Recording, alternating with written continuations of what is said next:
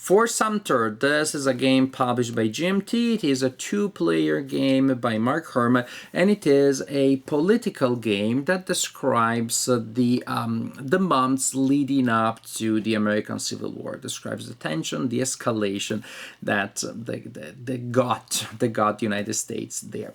It is a two-player card-driven game in the tradition, in a small tradition now, seems to be pretty successful, that has had precedents in 13 Days or in Iron Curtain. That is card-driven games that are simple, approachable, can be played in 20 to 30 minutes. It's not like we didn't have card-driven games about conflict before. It's that many of those were very long and complicated. They resemble more lifestyles or religious affiliations than games that you can play within a normal lifetime. For Sumter, takes care of that. It is part of that tradition that you can teach. You can teach a new player in 15 minutes.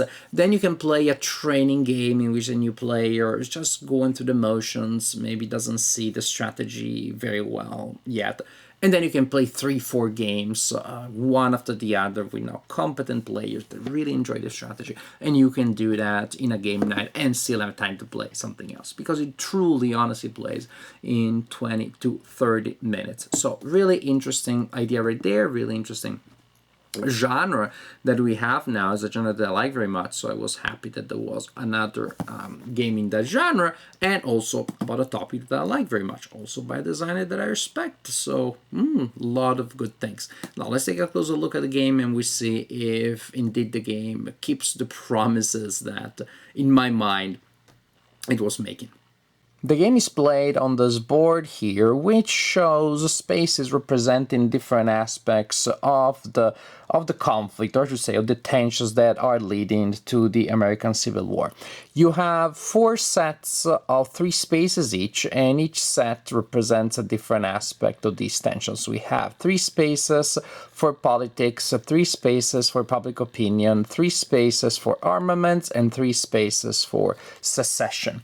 You may have noticed that each set, each type of factor has a space with a double border, and that represents a pivotal space. Not all spaces are born equal. For each set, there is one that is particularly important, as we will see. During the game, players will use those cubes there, gray for the secessionists, of course, blue for the Union. These cubes represent political influence. They will be placed in these spaces to try to take control of them. To have control of a space, you need to have more cubes there than your opponent. There's also a limit of 4 cubes per space per player. Gameplay, which is how we get to do that, to move those cubes and gain control. Well, gameplay revolves around 2 decks of cards. One is the strategy deck and the other one is the objective deck. The game is played in 3 rounds plus a final mini-game called Final Crisis. There's a chance that the game will end earlier and the Final Crisis will be triggered before the end of the 3rd round, but I haven't seen that happening yet. At the beginning of each round, each player will receive 4 cards from the strategy deck and 2 objective cards. The player will select an objective card secretly, and the other card is shuffled back into the objective deck without showing it to the opponent. And so each player will start with a secret objective, hidden objective, and with a hand of 4 cards. The general idea, players will alternate playing cards, resolving what the card says. Each player will play 3 cards, a card will be left, and that card will be placed in the Final Crisis card space. Then we repeat the procedure. Later we'll have, we resolve the objective. Next round, again, an objective is selected by each player. 4 cards, play 3, place 1 there, and so on and so forth. So if the game ends at the end of the 3rd round, the Final Crisis will be played by using 3 cards for each player. Let's take a look at these cards. They have a number here that represents the number of cubes that you can place. Also, the background indicates if the event represented on the card can be used by you or not. It indicates which side can use it. For example, the Union can use this event, but the Secessionist can use this event here, and this event can be used by either the Secessionist or the Union. As for these bans, you can ignore them for now. They're only used during the final crisis, but that also means that you have to keep in mind what kind of bans you are saving for the final crisis. Now, when you play a card, again, basically if it's a card of your own color, you can choose to use the political factor here or the event. If it's a card that does not have your color in that square here, you can only use the number, that is, you can only use the political factor. So this card will allow me to place one political cube, and this one also, this one 3, and this one 2, and so on and so forth. These cubes come from this track here or from your token pool. Your token pool is empty at the beginning of the game. So that means that at the beginning of the game, when you move a cube, you will take it from here, you place it there, and then if cubes are moved from there out of the board, that is when you place them in your token pool. And later, when you're placing cubes, again, first you exhaust your token pool, and then you take them from here. This track represents pretty much a mobilization of resources. As the more resources you mobilize, you engage, you commit to the tensions that are happening, the more people will freak out, obviously, because they realize that things just got real. When you are placing cubes and you're taking them from this track here, you start from the bottom. As you can see, there is a track that is numbered. And so suppose I take 3 cubes because my card lets me do so, and I place them like that. Usually, there are no restrictions as to where you're placing the cubes, with the exception, of course, of maximum limit of cubes per space. Usually, when you're playing cubes thanks to a political card, or I should say thanks to a political value printed on a card, you can place them where the heck you want. And later I do this, etc., etc. Now, the track is also divided in different bands. When you breach this band here, the sort of like lime lemony band that represents escalation, as soon as you get in there, you also receive these 2 other cubes that are there. It doesn't mean you can use them this turn, because maybe your card that you played doesn't let you place 3 cubes. Maybe it was this one. You still get them and place them in your token pool. When you breach the next level, you're entering the tension. You get 3 cubes right away if you're the first player to get so, but the opponent also gets an advantage. They get this delightful white meeple, which is the Peace Commissioner, and the Peace Commissioner is placed on any space on the board. And now that space is locked. The Peace Commissioner creates a situation of stasis. Cubes cannot be added in that space or removed for as long as the Peace Commissioner is there. Reminds me of the robber in Settlers of Catan that just stays there and blocks stuff and prevents stuff from happening. So it's good to get these cubes, but if you're the one that has triggered the tension, the opponent gets to do so. He gets to use the Peace Commissioner. There are also some card effects that will allow you to manipulate the position of the Peace Commissioner.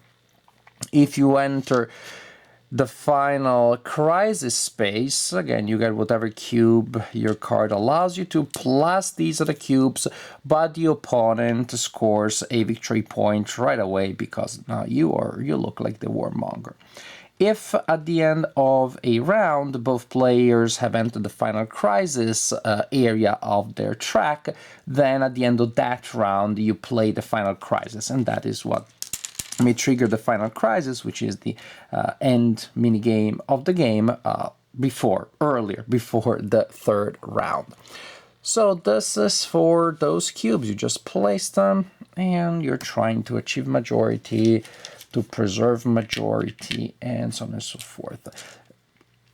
And I'm just placing stuff kind of randomly to show you how certain things work. Voila. So we play 3 cards, and then we have a couple of steps. Yes, the main idea, play 3 cards, resolve them, save 1, is pretty intuitive, but then there are a couple of small steps that may feel a little fiddly at the beginning. Just, keep the sequence of play at hand, refer to it, and you'll be fine.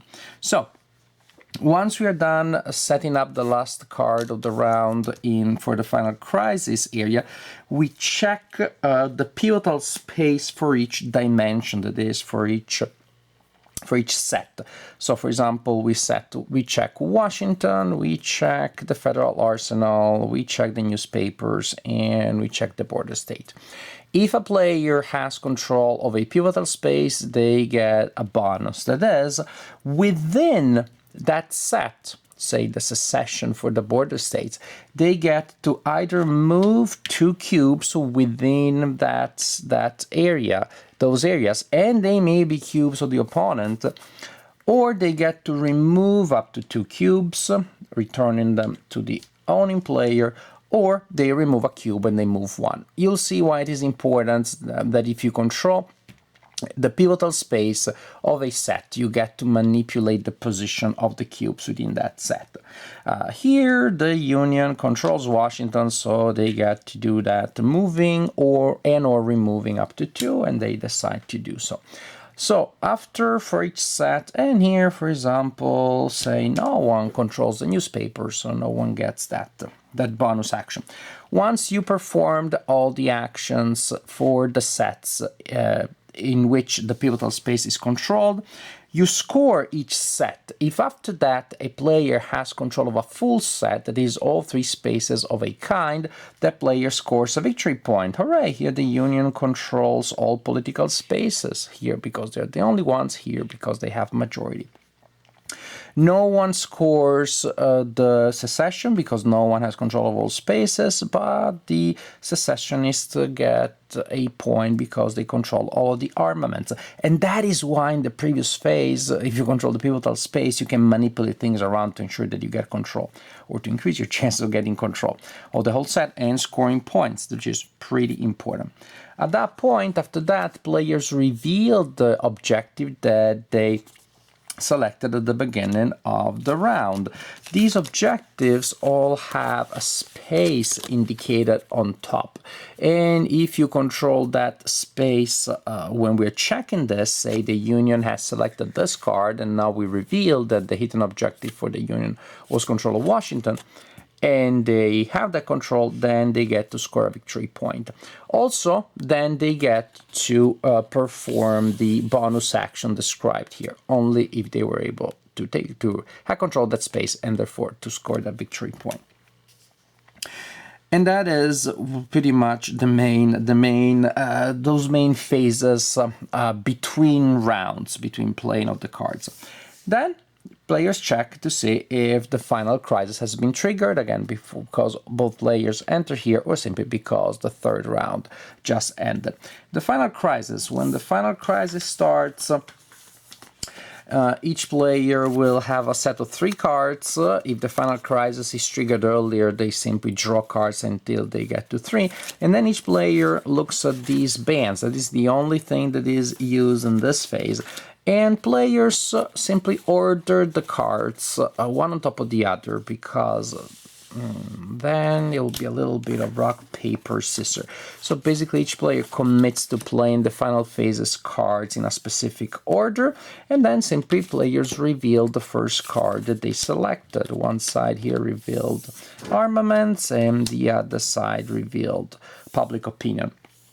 Now, if the cards that they chose don't match, like in this case, we have armament and public opinion, then each player gets to move up to 2 of their cubes from any spaces on the board and or from the token pool into spaces of that kind. So we are doing different things, and so we don't get in each other's way. This side is manipulating public opinion, this side is grabbing armament. And so you get to improve your situation by moving cubes into that kind of space. If the cards that have been selected turn out to match, then it's pretty much we have caused a stall, and so basically each player must remove one of their cubes from a space of this kind, or 2 cubes from any other space. So that is how that works.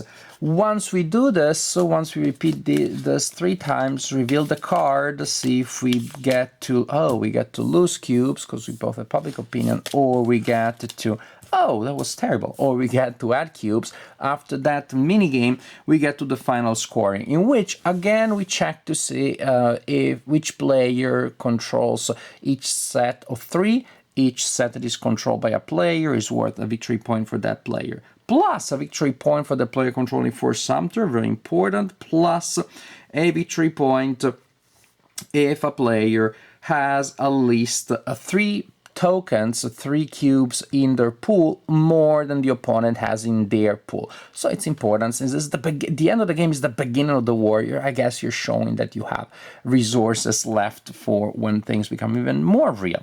And so there's a victory point for having 3 cubes in your token pool at the end of the game, more than the opponent.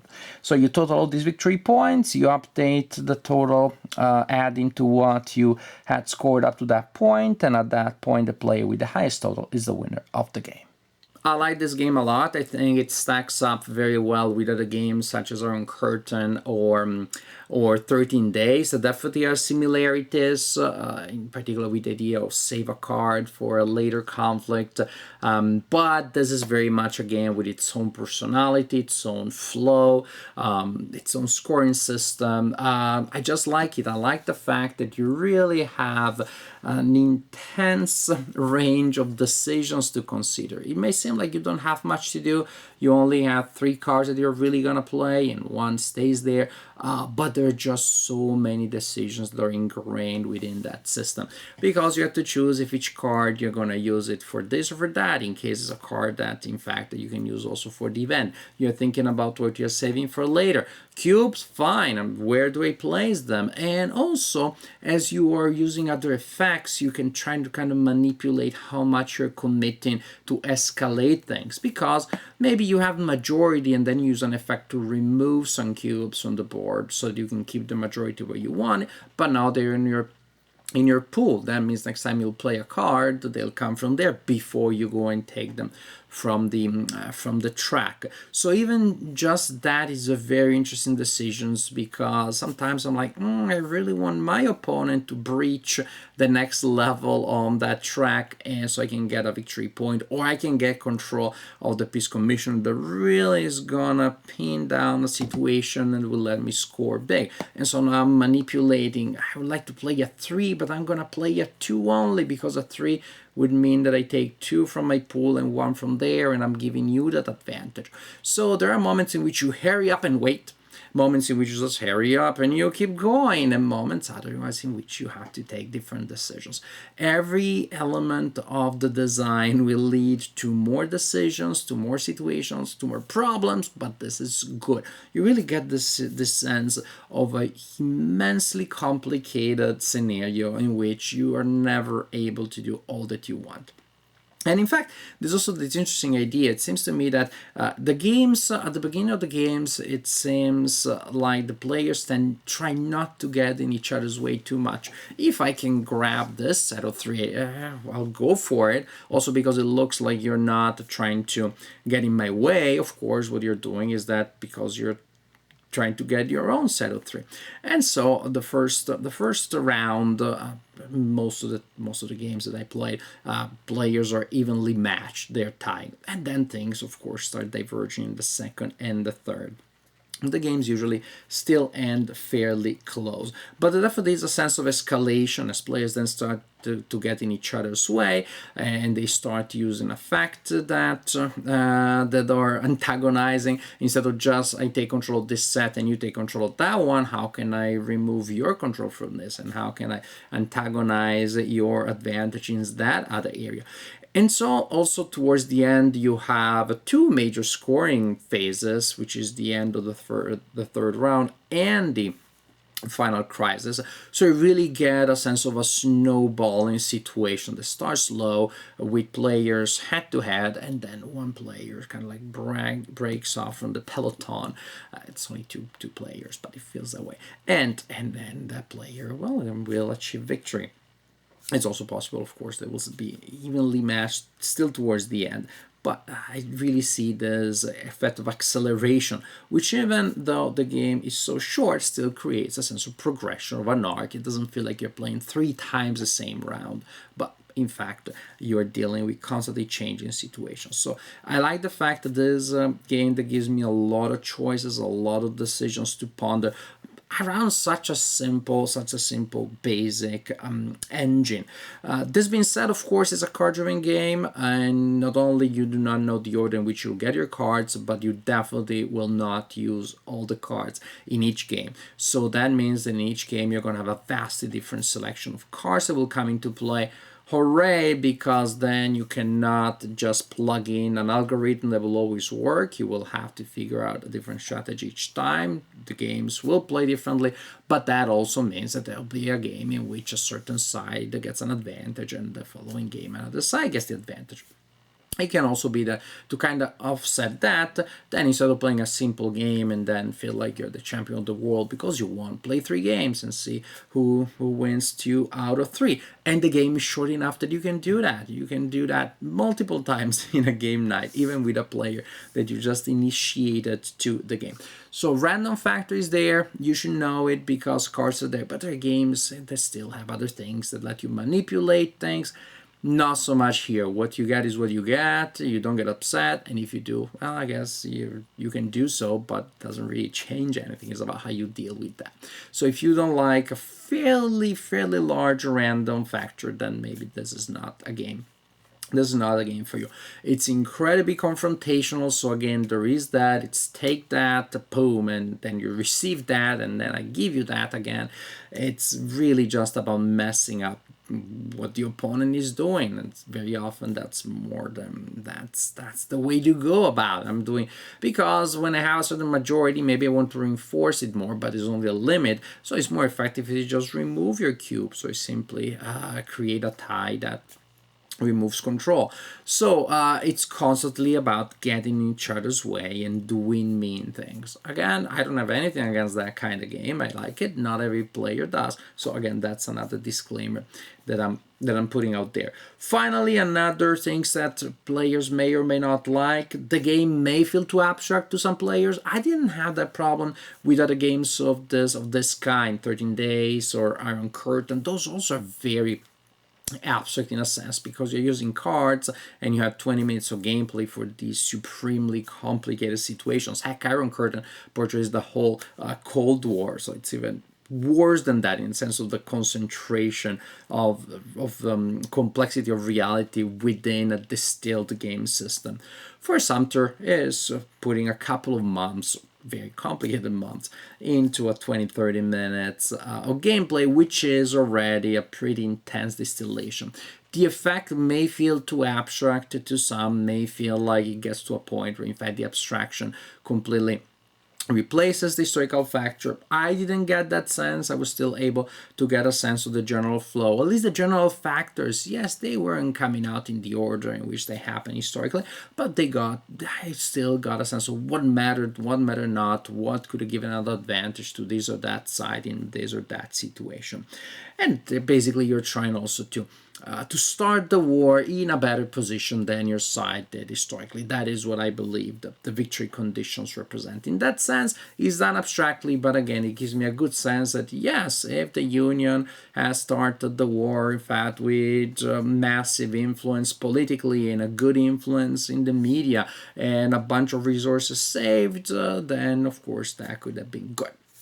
So to me it works. It is a really high bird's eye view level. It is from a really large perspective, and that of course there's a certain degree of abstraction that comes from that, but the overall result to me is convincing. It is one that, although the mechanics are abstractly, still retains a very nice historical flavor.